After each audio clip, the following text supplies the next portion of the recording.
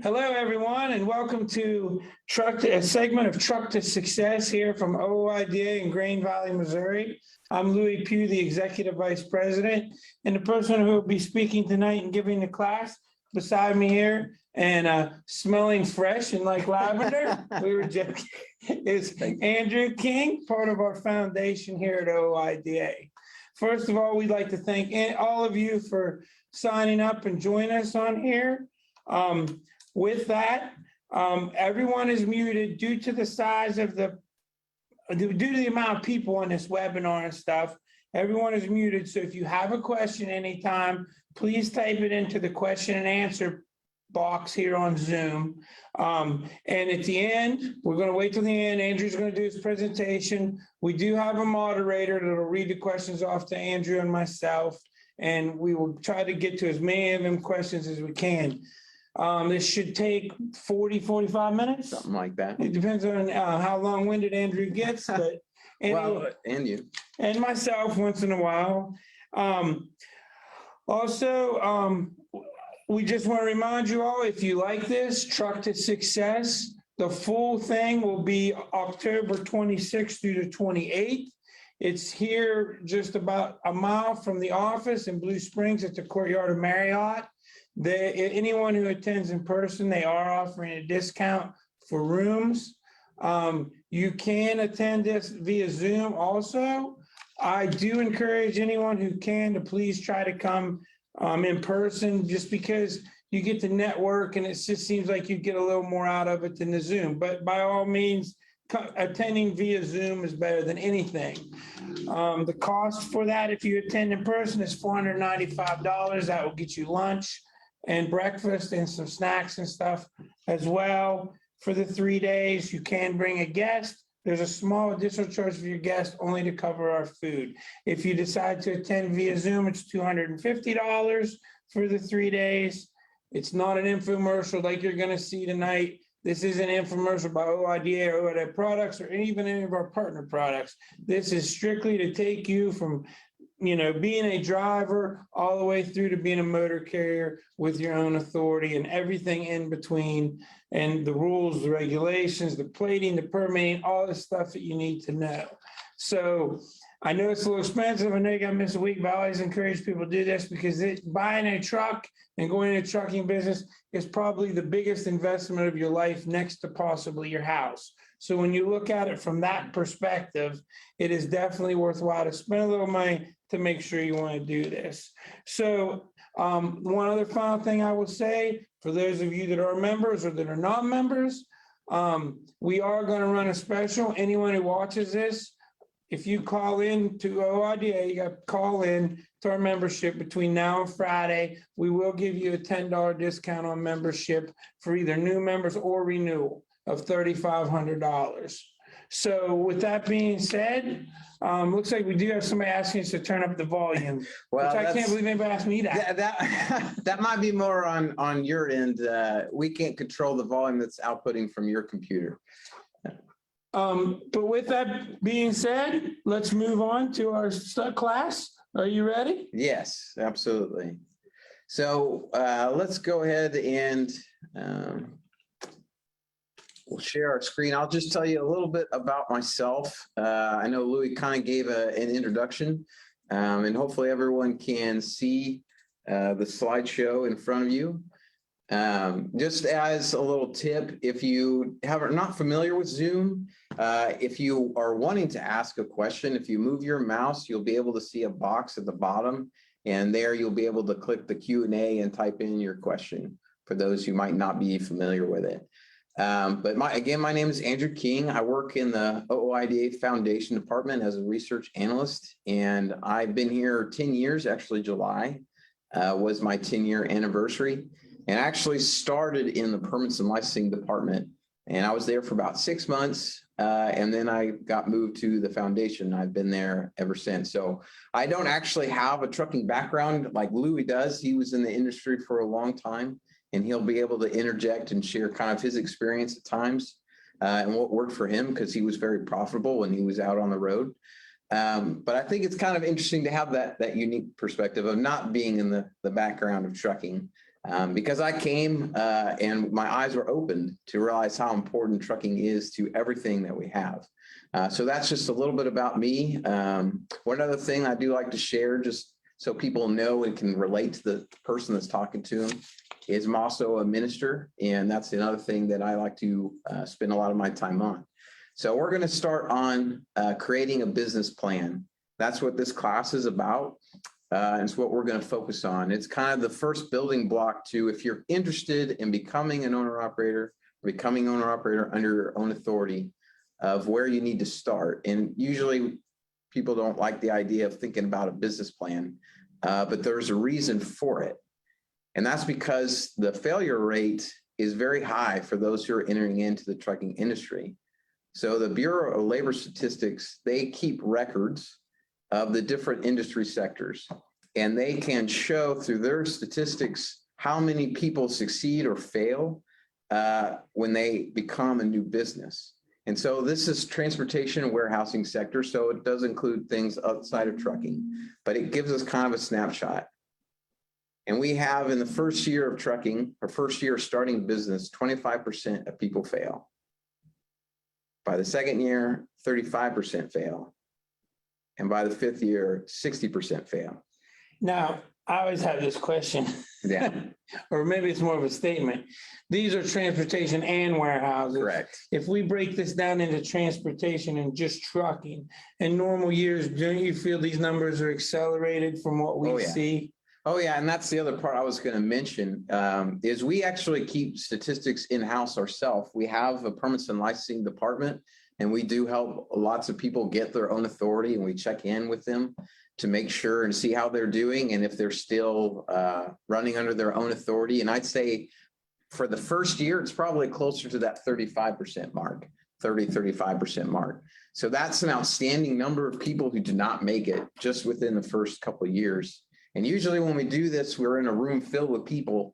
So if you can imagine 50 or 60 people in a room and over half of them will not make it by the fifth year, that's kind of an outstanding number. It kind of makes your eyes open a little bit. And we're going to share some things that aren't meant necessarily to be negative or to purposely discourage you from making this step.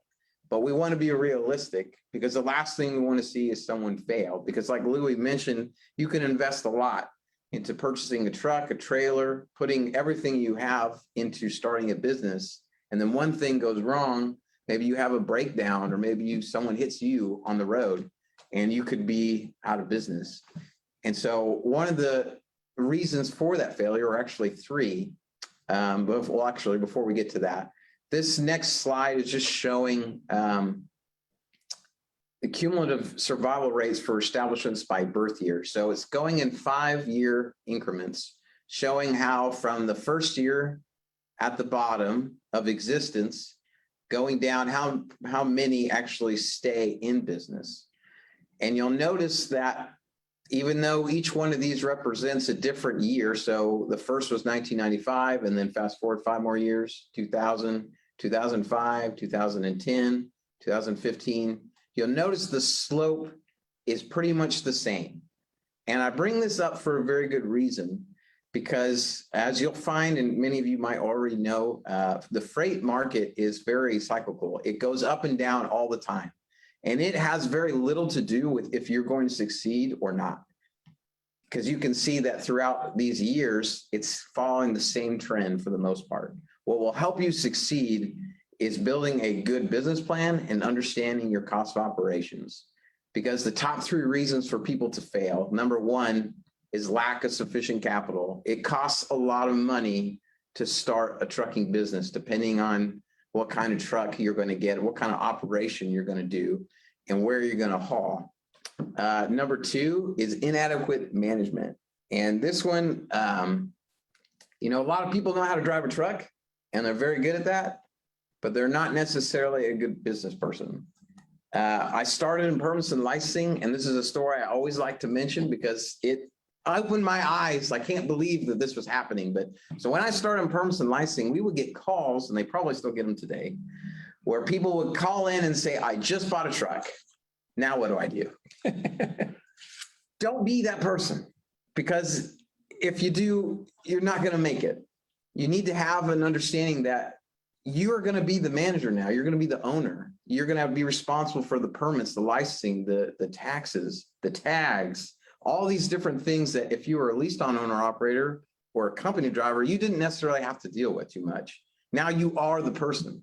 And if you can't handle all of those things, then this might not be the direction for you. You are correct. We still get one of my calls when I first got here, a man called me. He had gotten his authority and his insurance and everything was already good. And he called me, asked me for a load.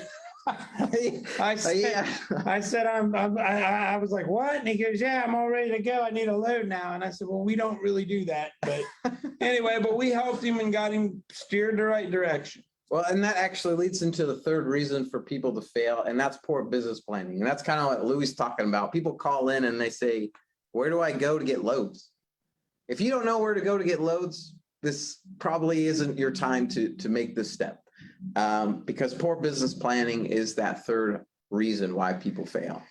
And I just like to go back and hit on number one, lack of sufficient capital. The trucking industry and is inundated with all these ads and stuff of, no money down, you don't need no money, we'll sell you a truck, poor credit, bad credit, all these stuff to put you in business.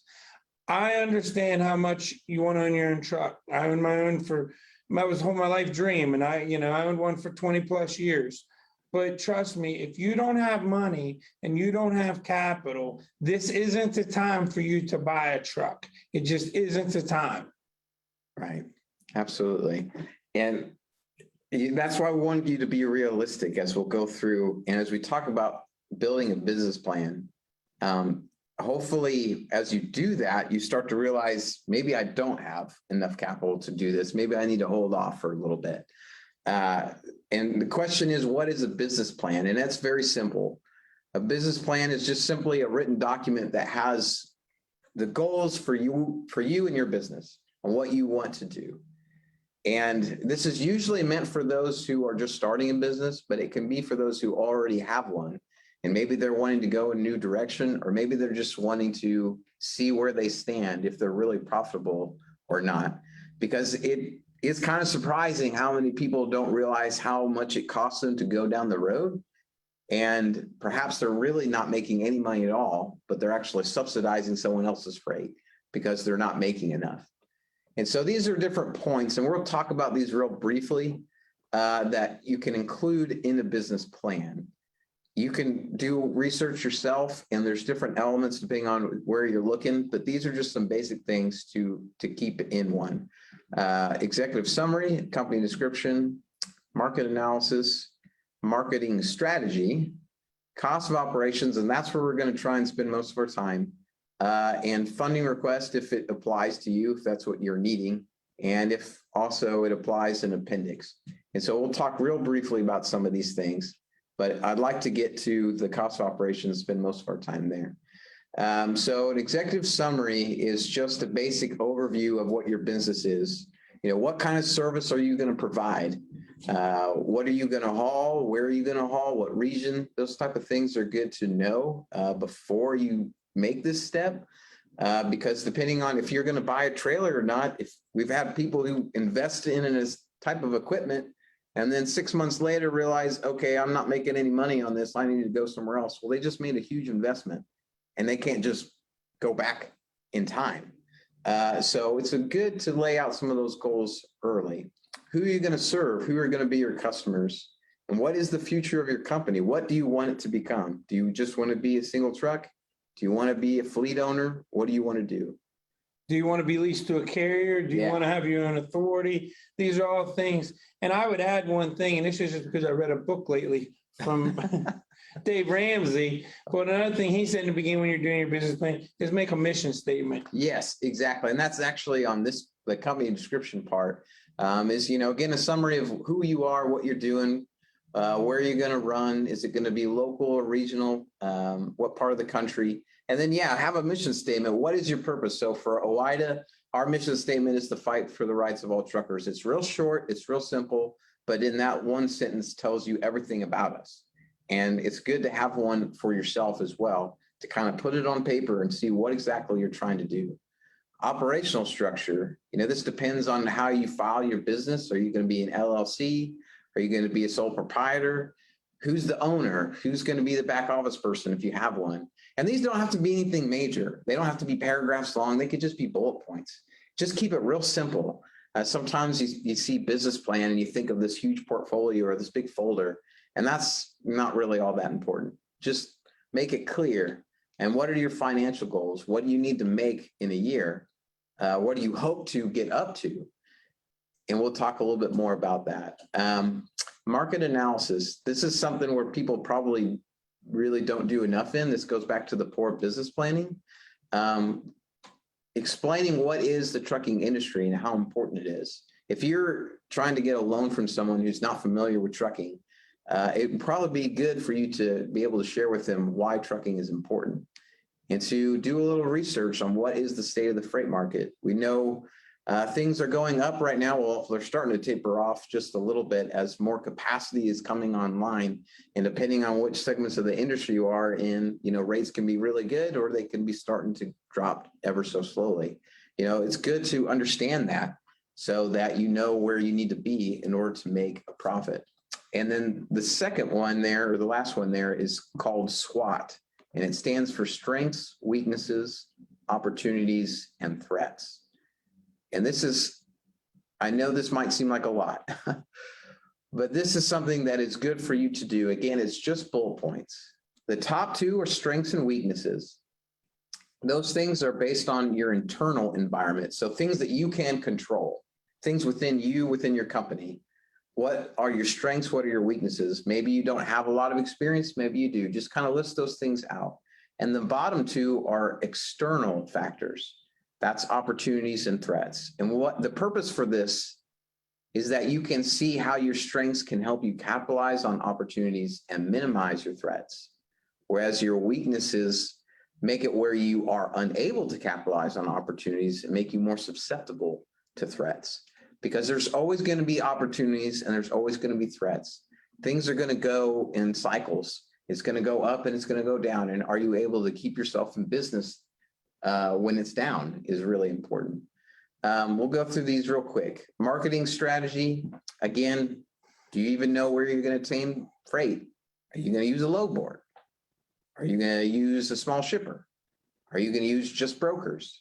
What are you going to do? Do you know that ahead of time? What type of freight are you going to get?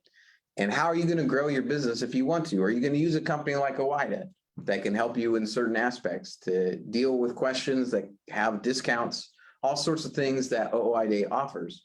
Or are you going to use someone else? And then marketing activities. How are you going to market yourself?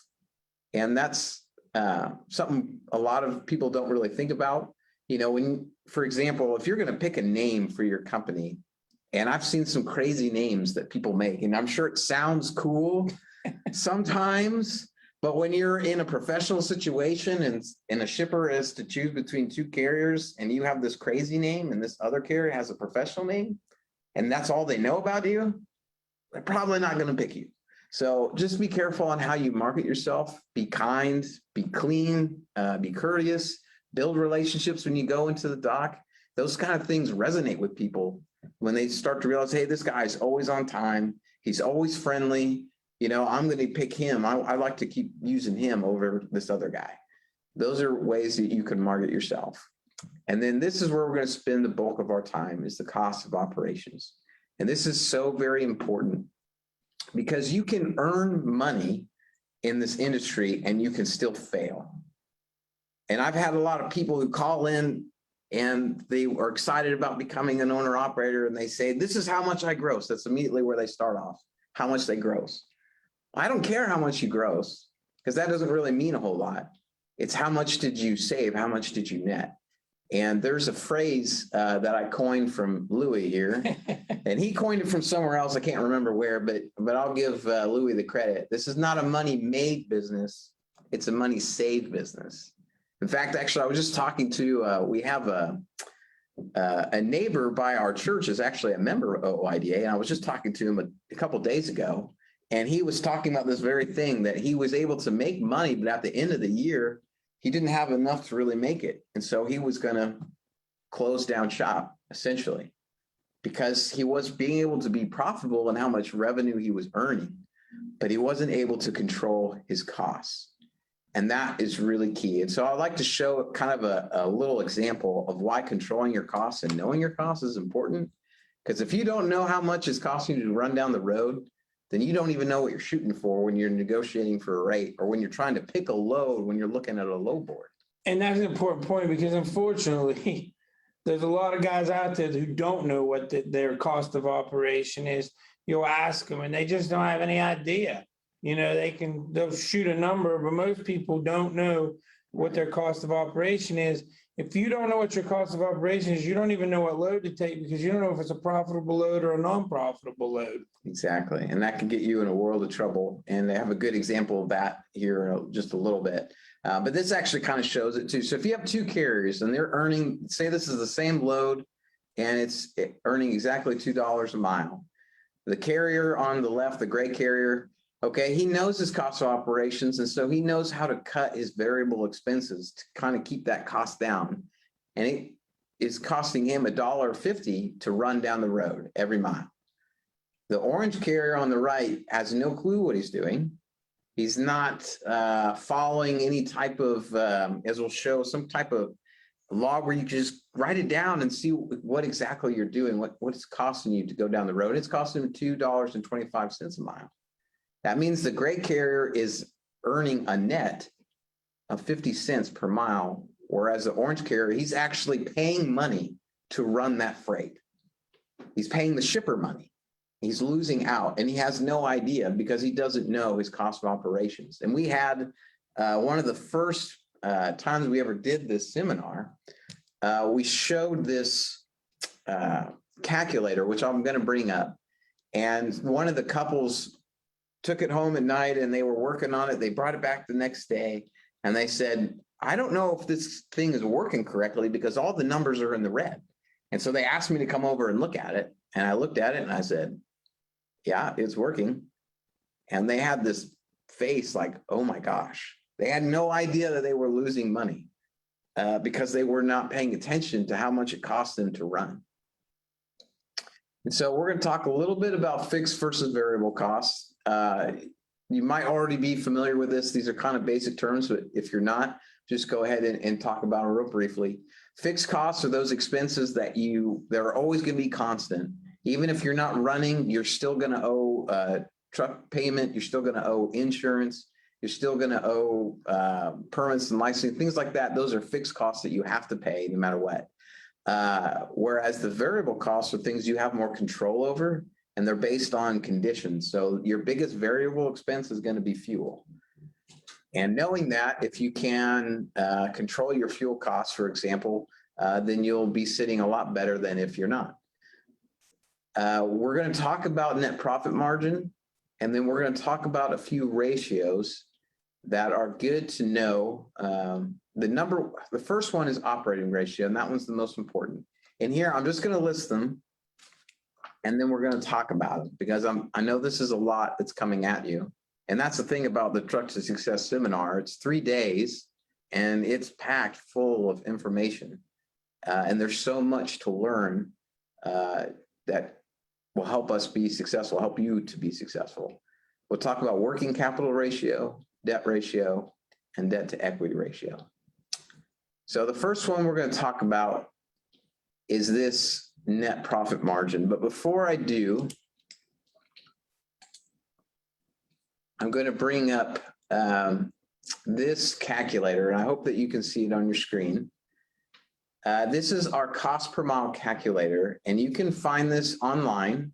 And if you would like to have this, you can always send an email to, and I'll have my contact information at the very end. Send an email to me and I will send it to you. And it has this introduction, explains what it's about. And this is a spreadsheet that's meant to keep your cost of operations. Here, you'll see this direction to fill in the blue squares.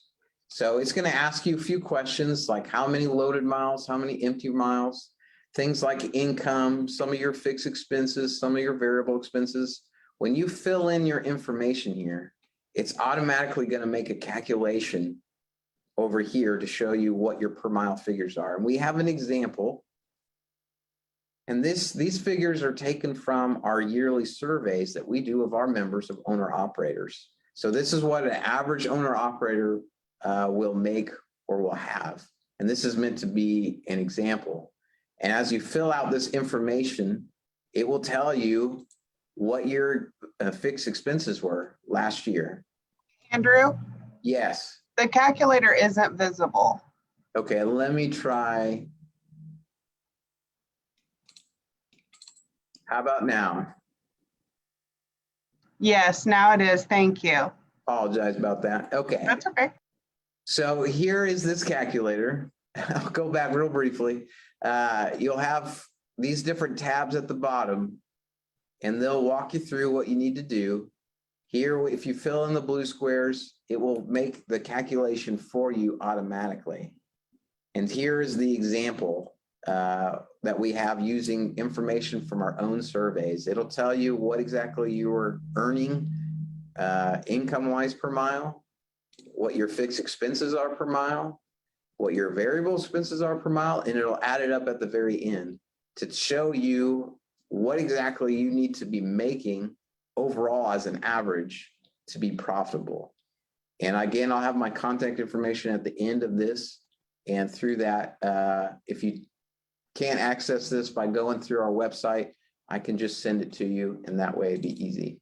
This also gives you something at the end of the year to look at, to see where you, like Andrew said earlier, it's a money saved business where you can cut costs and the different places that you can cut to be more profitable. And that's key, is really, you have a lot more control in some ways of cutting your costs than you do of, I mean, you do have control on earning more income, but controlling your costs is key, because sometimes the freight market will go down when there is lots of capacity, meaning there's more trucks than there are loads in different segments of the industry.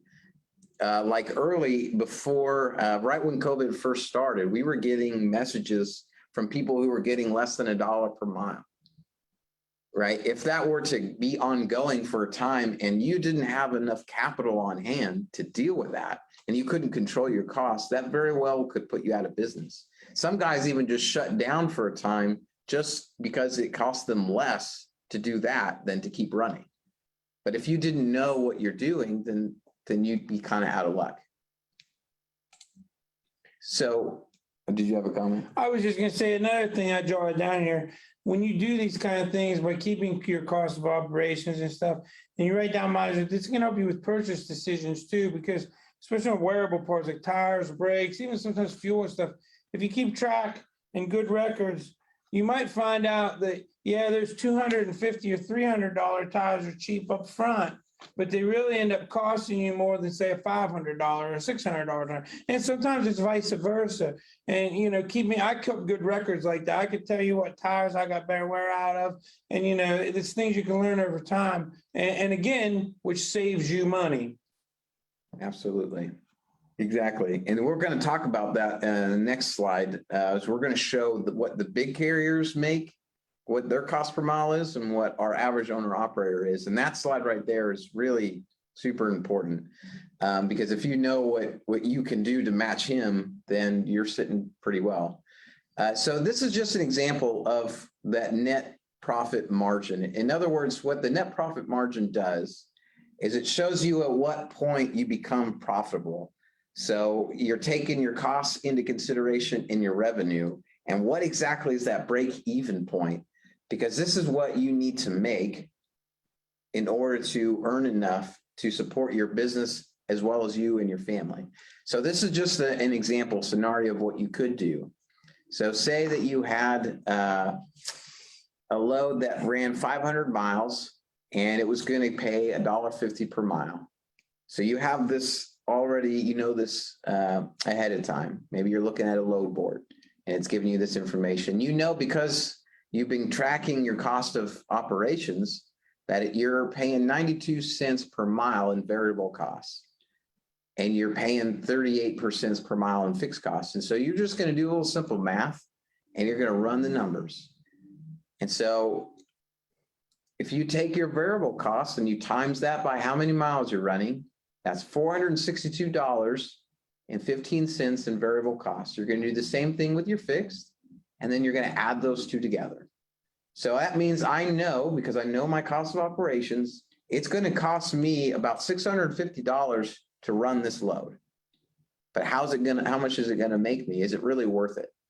So I know I'm going to do the math, 500 miles times $1.50. That's going to give me a revenue of $750, and I'm going to subtract the two. And that's going to give me $96. I'm barely making $100 profit on this load. And so what you're going to do here is you're going to divide your profit by your gross revenue. And this gives you your net profit margin or contribution margin. And it means how much of your revenue is contributing to your net. And it's going to be 13 cents or 13%. And that means for every 13 cents a mile is going to your net, which isn't very much. Okay, but what if we can change our variable cost and cut it down and change it to 80 cents per mile? We're going to do the same calculations. We're going to run those figures. And now our net profit, because our total cost is lower, is about $160 in net profit. And let me just move this over. And so that's going to give you about 21% of your revenue is going to your net profit. It's going right into your pocket. That's much better, but it's still kind of low.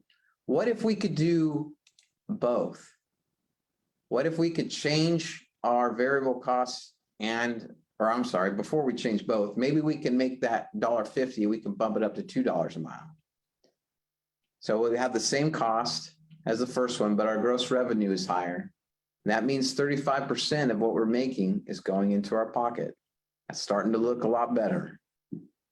And if we can do both, cutting our costs and increase our income. And one thing that Louis used to always do when he was on the road is, what does it hurt to ask for a little bit more? Always ask for more money. I don't care if you're leased to a carrier, as long as you get paid percentage or you're using a broker or whatever. I mean, if you got rates with a shipper, that's a different story. But if you're always ask for more money. All they can say is no. Exactly.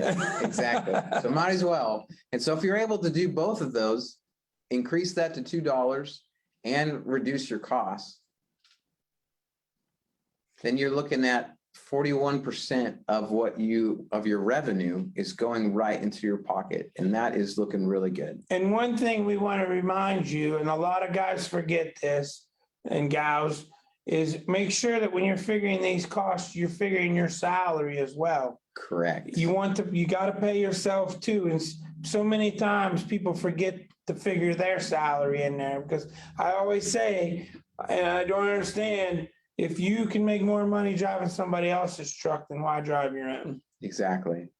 And this example, and we'll show you exactly what Louis is talking about. That's also in the cost per mile calculator. But in these calculations, this isn't necessarily something you'd have to do every time. But if you could do it a few times and you start to get it in your head, I remember we had a company come in and they were showing us their load board, and they had some loads that were going from like Kansas City to LA or something like that. Yes. And Louis and I were looking at it, and at the front end, it looks like it pays pretty well. But if you figure that out and you know that's actually not a good load, and it's not worth the mileage that you're putting on your vehicle, and you're not earning enough to really make that a profitable run. And so sometimes people just jump at the big figure, but they don't really see the end game. For example, if you have a higher paying load going into Florida, what do you have coming out of Florida? Exactly. You got to plan ahead and understand overall, what do I need to be earning to make myself successful? And so I'm going to switch back just for a second to this calculator. What Louis was mentioning is here at the very bottom, we have a space for you to put wages you paid yourself. So after wages you paid yourself, the average owner operator that we had, this was in 2020 or 2018, they're netted to their company was $16,000. And maybe that's not really enough to make it And so because we've done these calculations, we know, okay, overall, this $1.70 right here that I've been averaging over the course of a year, it's not enough. And also this cost that I'm paying is too much. Okay, and so we also know, as we just went through the net profit margin, we'll have the same thing in the calculator here where it will actually plug in your numbers for you. It's based on whatever you put over here. It will plug it in and it will give you, after you just put in your miles and what it costs per mile or what it's paying per mile, and it will tell you what your margin is automatically. So it can save you a little bit of time. And again, it's not something you need to do all the time, but it could be beneficial for you.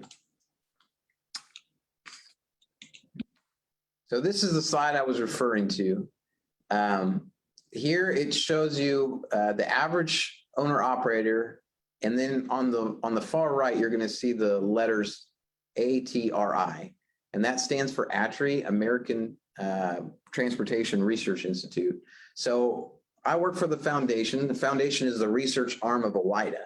ATRI is the research arm of ATA. Those are the big carriers.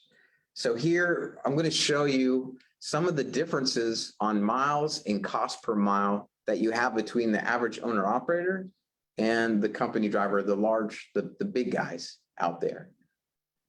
So the average owner operator travels 120,000 miles a year, and that's including deadhead miles. It's not, now again, it's an average, so it might be higher, might be lower, depending on what your operation is. And then for the bigger guys, it's 93,000. So it's quite a bit less. And here, fuel costs, it costs the average owner operator 63 cents a mile, whereas it costs the average large carrier 40 cents a mile. We're going to kind of come back to that later on. But you'll see on some of these figures that they're really pretty similar. There's not a huge difference. In fact, in insurance, our average owner operator pays a little bit less than the big guy. And even on safer. Yeah, exactly. There you go. And in permits and licensing, you know, some of those things are the same. Now, tires, again, that's something where large carriers are going to have a little bit more leverage. So they're going to have discounts that our guys would not have. And we'll save, owner operators might save a little bit more in tolls because they tend to have a little bit more control over where they run, and they can perhaps, depending on where they're running, what they're running, avoid some of those toll roads. But the big thing here, as we see the totals, and this is not including taxes and some other costs, but this gives you kind of a basic overview. The big number here is the fuel cost. It's 63 cents opposed to 40 cents. And that makes a huge difference. And there's a couple of things that come into play here. Yeah. One is big fleets, fortunately for them, unfortunately for owner operators, a lot of times have more buying power, so they get a bigger discount truck stops and stuff what the small guys do. That's where, you know, we recommend you try to find yourself a fuel card. We here at OOIDA have a pretty good fuel card. There's some other fuel cards out there. Myself, I had a fuel card here, plus I had a credit card. I got a cash back deal, 5% cash back. So there's all kinds of different ways you can find, say, man, another way, and you know, I was guilty. A lot of owner operators are guilty. We like to drive big hooded trucks that are like a brick and don't get very good fuel mileage and big horsepower. That's where the fleets really get you. In fact, in 2008 to 2008, 2009, 2010, 11, all that, when everything was going crazy, I came due for a new truck in 2011, or when I wanted to buy a new truck. And when I did, I finally switched over to a fuel efficient truck, a more sleek aerodynamic truck. The savings in fuel almost paid for that truck. So it does make a big difference, but it wasn't as cool as the trucks I had before. I will say that. But at the end of the day, I was able to buy a lot of toys that look cool in the savings.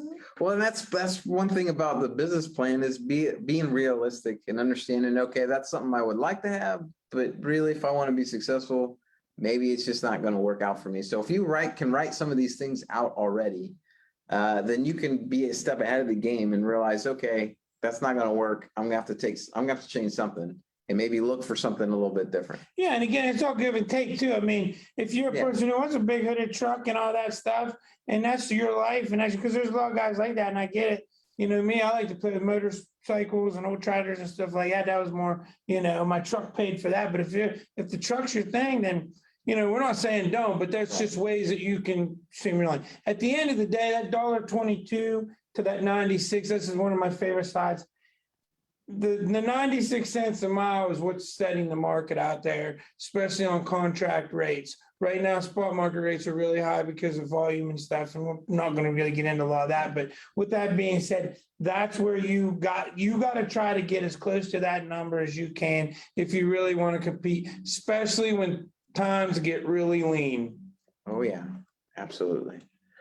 Because you never know, just one little thing, and that can put you out of business. So being able to control your costs is really important. So we're going to move forward into the operating ratio. And this one is probably, of the 4 ratios I mentioned, I'm going to spend more time on this. I probably will skim through the others because we're getting kind of close to the hour mark, and I want to be able to answer your questions. And this one is probably more important than the others. And it's also one that you might be more familiar with, maybe you've heard before. And this is essentially showing how efficient you are at controlling your costs while also generating revenue. And this is something that people will look for. It's an industry standard. Large carriers are always talking about their operating ratio. In fact, I was just reading an article just yesterday about TFI when they purchased UPS Freight here and changed it just earlier this year, and how they were going to change the operating ratio for the second quarter. And this is simply calculated by taking your total operating expenses and you divide it by your operating revenue and you times that by 100, and it's going to give you a percentage. And this is something you're going to want to check every so often, maybe every 3-6 months, something to that effect, maybe once a year, maybe a little bit more than that. If your operating ratio is going up, that's a bad sign.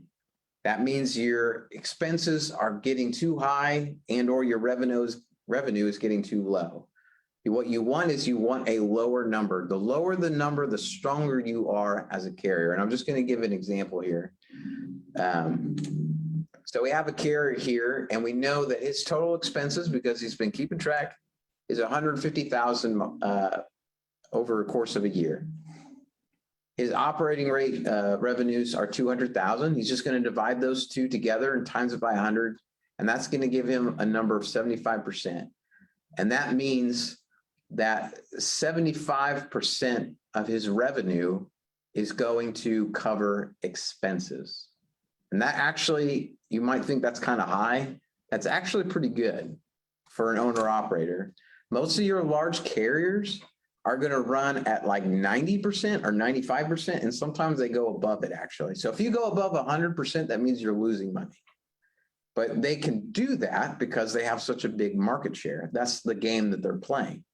For you as an owner operator, you're going to have one truck or maybe a couple. You can't do that. That's going to be too pricey for you. You've got to be able to control your costs. And one way to see where you are in that, to see if you're doing that in an efficient way, is doing this calculation that I'm showing you right here. And this is something that's also available on the spreadsheet that I showed before. It's going to have, well, just one second. We'll just switch over to it.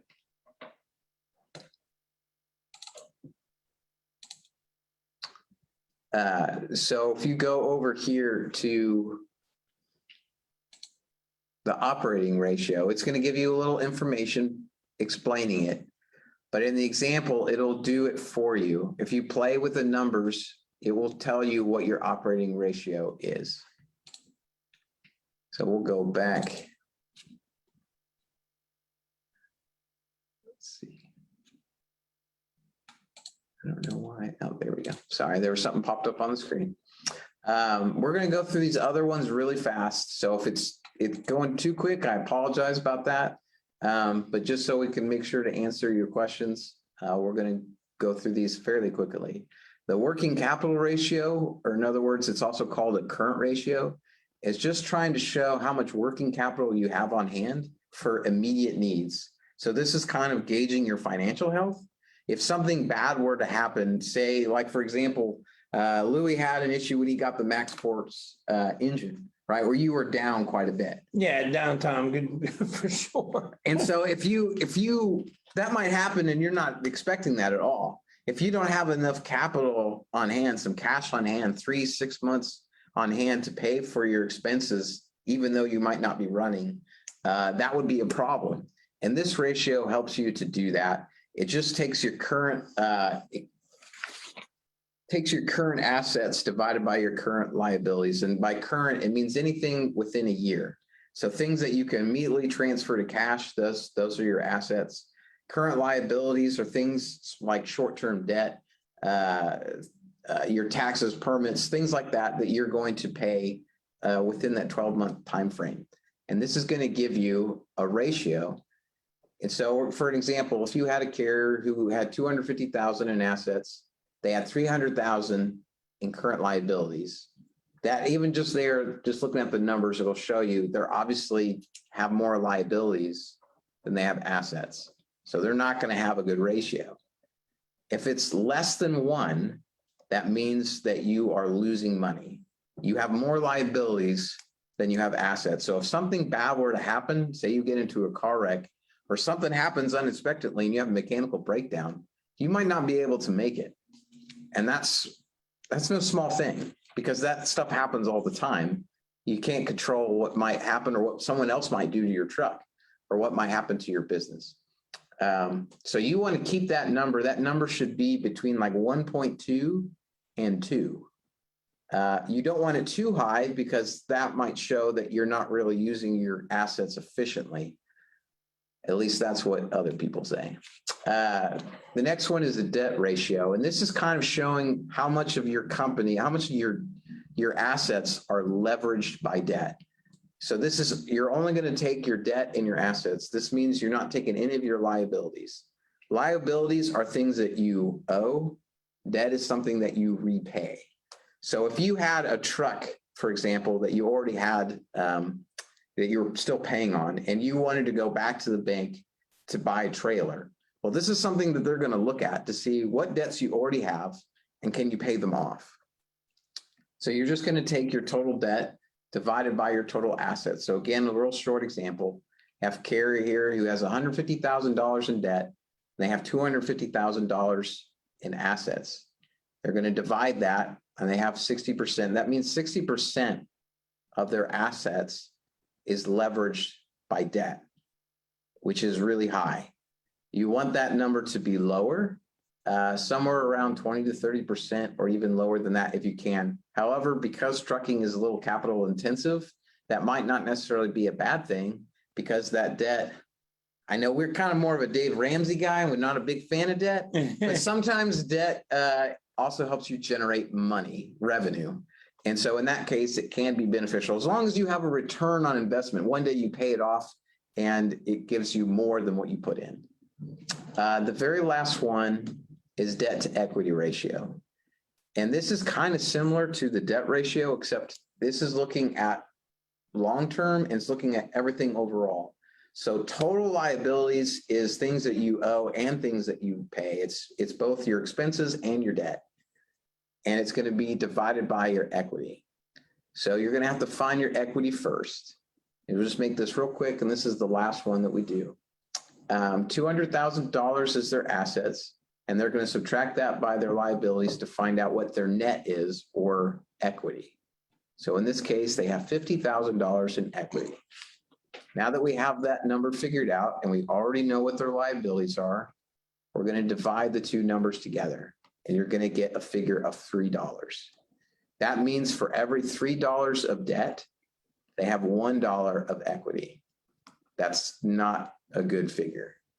Again, that's something that this might not be something that you necessarily need to do per se, but if you're going to get a loan from a bank or some other kind of institution, this might be something that they look for. The most important of all the ratios I've shared with you is the operating ratio. And that one will show your efficiency, and it's a little bit easier to do. The last part of the funding requests, or I'm sorry, the business plan, is funding requests, projecting your budgeting needs and creating a profit and loss model. This is just an example. So if you're starting a business and you are trying to figure out how much it's going to cost you, how much money you need to get a loan for, you can take some of these figures as just an example of what it's going to cost for a new truck, a new trailer.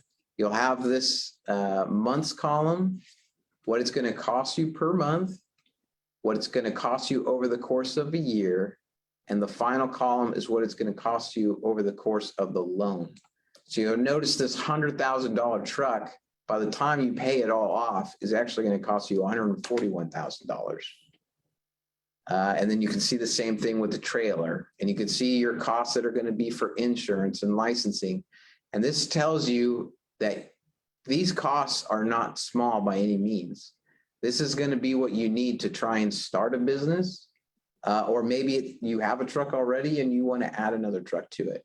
So maybe after looking at something like this, you say, okay, $100,000, that's too much for me. Maybe I should look in more used market and something much lower. Or better interest rates. Or better interest rates, which unfortunately there's not a lot of oversight, I guess, on that. But that gives you a little bit of information. We're going to flip through some of these last part so we can get to your questions. This is the last slide, other than the questions. And this is just the overall thing of what your business plan should be. It should be simple. It should be understandable. It should be readable and realistic. It doesn't have to be 20 pages. It could be just a few pages and just having bullet points. The point being that when you start to write this stuff out, then you have a better understanding of what exactly goes into a business. And if this is too stressful for you, then maybe you don't want to go any further. Okay, because this is like the small part of Truck to Success. I love to tell this story. The first time we ever did it, we had this guy who came in. He's like, I'm going to be an owner operator. I'm going to be a fleet owner. I'm going to have 3 or more trucks. And that's what my business plan is, or his goal was. By day 2, he's like, well, maybe I'll just operate. I'll just have an owner. I'll be an owner operator on my own authority. I'm just going to have me. I'm not going to do a fleet of trucks. That's too much. By the 3rd day, he said, no, it's just not the right time for me, because there's so much information, and this is just a small portion of that. But that's a win. I mean, it's a lot better to find out before you make this huge investment that maybe this either isn't for me or the right time for me, than wait until, like I said, then go out and spend all this money and then find out, oh, I really messed up. Exactly. So this is the final slide. It's got my contact information. It also has a link if you want to write it down to the Truck to Success page, if you are interested in registering. Did you have anything to add, Louis? Yeah, well, real quick, while Andrew has that up, and this is going back to, and we're getting into questions, but a person on Facebook asked if we could give examples of cost of operations in areas of this, in different areas of the country, and also list different expenses, not just fuel, maintenance, and cost. As far as listening, when we do these surveys and stuff, we don't have it broke down that far. Not quite like that. I mean, for the areas, and that's a little tough because you may live in one area and truck in another area and stuff like that. And then it also depends on your operation. Flatbed industry is better than the Rust Belt than it is in the Western mountains and different stuff like that. So there's a lot of variables to that. That's a little hard to do. As far as expenses, I don't know if you saw the thing that Andrew put up of our expense thing, but it does list a lot there and shows you all the different expenses and stuff you can add in, and you can, there may be more you want to add yourself. So it's there. We just didn't dig that deep down into it. Right. And that's another good reason I like to say it's good to attend Truck to Success in person, because during breaks, lunch, breakfast, there's all kinds of networks. When you have stuff like that, we can dig deeper into that. We're close here to the office. We can even bring somebody over to the office to talk to you or bring you to the office. Exactly. So with that, that's all I have, other than what Andrew's contact, or you can contact myself. With that, let's move on to the questions from our moderators. Andrew, at the beginning of your presentation, you talked about birth year. Was that the birth year of the company or of the founder? Of the company, sorry, yeah, of the company. I was gonna point that out. I didn't think about Yeah, it. I'm sorry. Probably should put that The in there. Bureau, yeah, the Bureau, that's directly from the Bureau of Labor Statistics, and government isn't, they do things a little bit differently. So yeah, it means my birth year of that company. Sorry. Oh, that's fine. Thank you. The next question is, how do I get the spreadsheet? If you will email me at Andrew_King@OOIDA.com, I will email you back with a copy of that spreadsheet that you can use. Or if you're not email savvy, you can call here to the office at 800-444-5791. Ask for Andrew. He does answer his phone. Yeah. The next question is, you didn't comment on how someone gets paid. Do you use a factoring company or do you just take your chances? That's a good question. That's a very good question. We get this a lot. There's going to be, everybody's got their own point of view. At the end of the day, if you're your own carrier with your own authority, a lot of times, unfortunately, factoring companies aren't a good way to go because they'll tell you there's non-recourse and all this other kind of stuff. And if you dig deep down into their contract, you'll find out that that's not quite true. We always encourage anyone, if you're thinking about factoring, send your contract into our business service, our compliance department. It's free for you as a member. You send them the contract, they'll look over it. They see hundreds of these things a year. Right. They'll tell you the good, the bad, and the ugly. Now, some people, of course, they need to use a factoring company as a stepping stone. We're not saying not to use one as a building, but you don't want to get yourself to where, the factoring company becomes like the company store and you're a slave to that factoring company. And so many times, unfortunately, we see that happen. Now, if you can get yourself with the right factoring company, and maybe you're a single person and you don't have time to do all your billing and stuff. So if you can use it to your advantage, that's everything. That's where trucking's so crazy. What works for me doesn't work for the next guy. But what you always want to be looking at is what's the advantage? What's the return on the investment? If you're getting more return on investment from a factoring company, then by all means use them. But if you're using the factoring company as a bank and stuff like that, then you shouldn't be using the factoring company at all for like that. You're just setting yourself up for failure. Essentially, you're paying them to get your money, for you. So it can be, like Louis mentioned, they can be they could be a necessary evil, I guess, in some cases. And that's something you'd want to put in your business plan on how you want to grow. Is that something that you need to consider and look into? Next question, with the EPA regs changing every month, would it be better to lease or buy a truck? Well, with the EPA regs, I get it, but they don't change monthly as far as what you have to do. I mean, the last big change we had was in 2011, and we can argue good or bad. But with that being said, there was more to come, of course. Probably by the time the next change, if you started in trucking today, you'll be due for another truck by then anyway, or rebuilding the truck you have.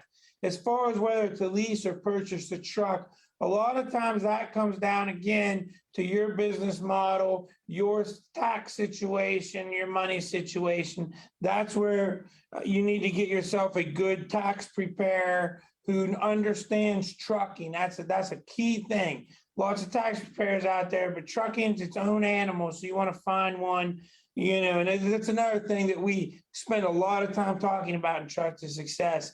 But again, it's hard to answer that question without seeing your finances. It's like whether you should incorporate or not. Right. But on, I don't know if you want to touch on lease purchases. Yeah, don't lease purchase. Don't do that. Yeah, leasing, we mean as a business lease from a bank or from a lender or something like that, not a lease purchase from a trucking company. Right. That the failure, I mean, there's always an exception to the rule, but I would say 99.9% of people, you will fail. It's very sad, the amount of cases and the bad things that we hear here on a lease purchase. Exactly. Is the insurance figure that you gave for an owner operator leased or a one truck motor carrier? It's actually both. It's not broken down that far. It's just kind of an overall owner operator. So it includes both. But obviously, insurance, I mean, if you're leased on to a carrier, that might be kind of different on how that carrier chooses to do it, because you're going to have your primary liability through them. If you're an owner operator on your own authority, obviously that's going to be one of your big costs. Yeah, I mean, you're looking at a first year motor, I mean, it's crazy. You're gonna probably as a first year motor carrier, and when it comes to your primary liability, it doesn't matter if you've been driving for 30 years and you have any accidents or anything, you're still new. It starts over, and I know it's crazy and it stinks, but I mean, we, not OOIDAs, of course, but we have seen quotes come in here from other insurers as high as $50,000 for first year. So, I mean, probably you're looking at 15 to 25, I'd say roughly, depending on your thing, if you have to buy primary liability. Of course, if you're leased to a carrier, like Andrew said, they furnish that. You're paying physical damage and stuff, which is a lot less. I think my physical damage when I got off the road in 2017 was around $150 a month or something, which I was fortunate. I've been with a carrier company a long time, had no accidents. Of course, insurance rates have went up. That's another reason we always try to suggest you kind of go in baby steps. You buy a truck, you lease to a carrier, you build some capital, learn the business, then become a motor carrier and take on all these other responsibilities and fees.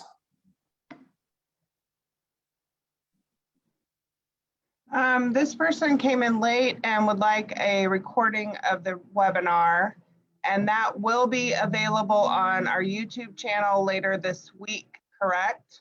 Yes, that is correct, Angel. Thank you. I'm going to hit on that in just a minute, but you are correct.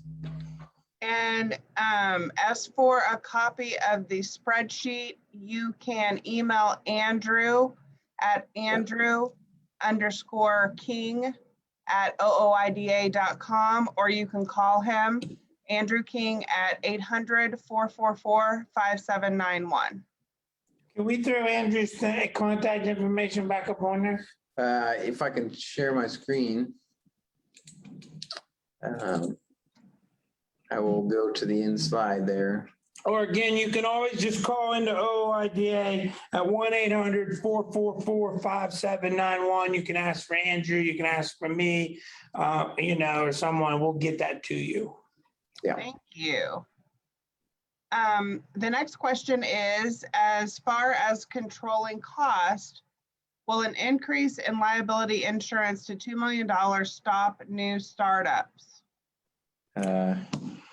It's going to make it a lot harder on new startups. We don't necessarily think it's going to stop everyone or anything. Nothing ever seems to do that, of course, but it will make it much more costly. That's why OOIDA continues. Our number one thing here at OOIDA is advocacy for our members, and that's why we continue to fight that fight in Washington, D.C. But anything is possible. Next question, if you shouldn't use a factoring company, how would you go about seeking payment for loads yourself? You'll bill your customer. I mean, good thing is try to find yourself good, solid contacts, especially if you've got friends, if you've got family. And this is some of the stuff we discuss later on in Truck to Success on how to find freight and stuff like that. But if you got some contacts and freight people, try to find business on. They're always correct to run credit on businesses and stuff. Oh, yeah. To make sure they're credit. And then you bill them and you set up on your contract. I mean, a lot of times you're going to be 30 days out and stuff. Again, that goes back to you got to have capital. And the first job I ever had with my first truck, I was leased to a carrier. And unfortunately, the carrier I was leased to didn't follow the leasing regulations very well, nor did I know what leasing regulations even were, because I was a dumb 22-year-old kid with a truck. And, I didn't have anything like this. And I went 4 weeks before I got my first pay. Now, once they got after 4 weeks, you got paid every week. But again, that's why you need to make sure you have capital, because if you go into this with people loaning you money that you don't have to buy trucks, loaning you money to collect on freight bills and all these other things, you've got too many hands in your cookie jar. And that's what you want to do, is figure out how to get as many hands out of the cookie jar, because they're all going to take a chunk of your bottom line. Right. The last question is, does OOIDA recommend having a CPA, or do you have CPAs that you can recommend? We do recommend you have an accountant. I do recommend that you get an accountant who understands trucking. Yeah. It's very important. Like I said earlier, trucking's its own animal. There's a lot of different and weird deductions and stuff like that. I never did my taxes myself, nor would I ever. Now, with that being said, if you do these costs of operation, a lot of stuff we tell you, you can keep your own records. That's what I always did. And at the end of the year, I took all my records to my accountant, who was very well versed in trucking, and he figured out what my tax debt was.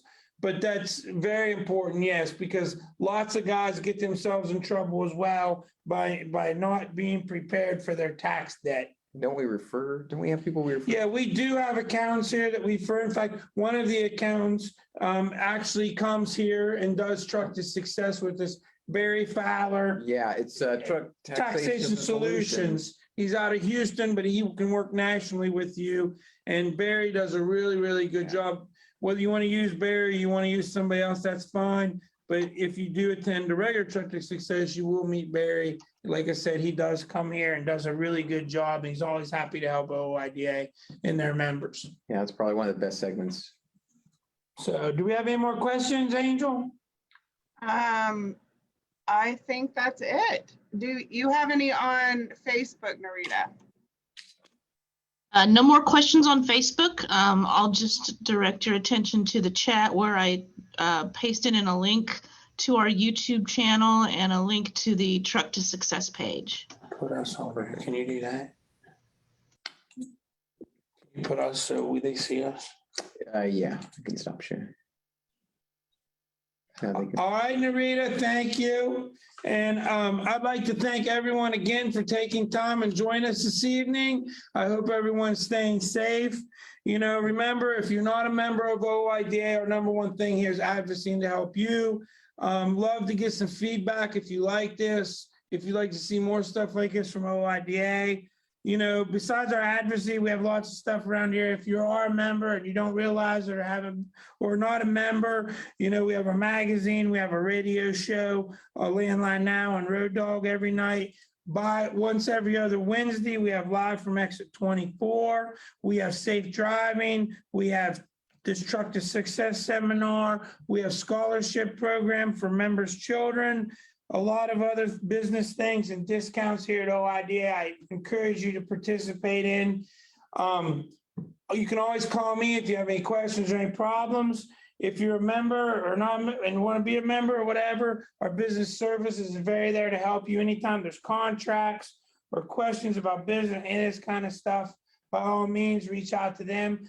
Finally, Andrew and our foundation, they do wonderful research and education. If you get on ooida.com and go to the education link, there's all kinds of free videos there that you can watch. Love for you to watch them. I encourage everyone who's thinking about buying a truck, or even if you've bought a truck and you're wanting some tips or more help, you know, please think about attending Truck to Success. Again, it's October 26th through the 28th, the last week in October. You can get online, you can call me, you can call Andrew, call her to get more information. Again, the hotel offers discounts. You get lots of knowledge from lots of experts. It is 3 full days of knowledge. Encourage you to bring a guest. Andrew, do you have anything else? I think that covers it. With that, I would like to thank our moderators, which was Angel Burnell, our Chief of Staff, and Narita Taylor, our PR Director. I'd like to thank Andrew from our foundation for all this wonderful knowledge. I'd like to thank Aaron Phillips, who's hiding back here in the corner, and our IT department to make sure the computer and everything works. I would like to, and most importantly, from myself and all of us here at OOIDA, we'd like to thank all you truckers for everything you do. And one other thing, like they said, this will be on YouTube and it will be on Facebook. If you got a friend or you want to watch it again or other friends, please share it. And again, let us know how you like this. Feel free to call me anytime. And thank you and be safe out there and enjoy the rest of your evening.